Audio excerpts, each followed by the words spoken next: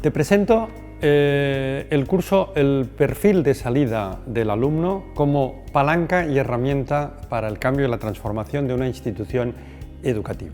Estamos en una época clave, en un momento de aceleración de la transformación del mundo y por tanto también debemos acelerar la transformación de nuestras instituciones educativas. Y por eso te presento una herramienta que no hemos utilizado hasta ahora y que puede ser una gran palanca para el cambio.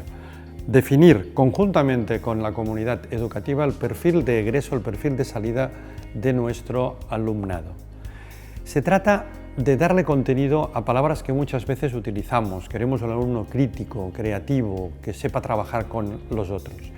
Trabajar este perfil, consensuarlo internamente para que sea nuestra palanca del cambio. Porque si queremos conseguir lo que el perfil dice, tendremos que cambiar nuestro modelo educativo y tendremos que entrar en un proceso de transformación profunda de la institución.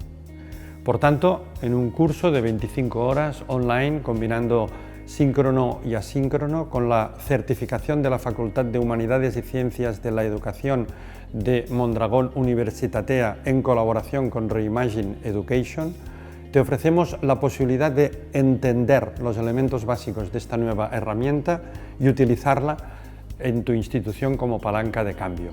¿Te animas?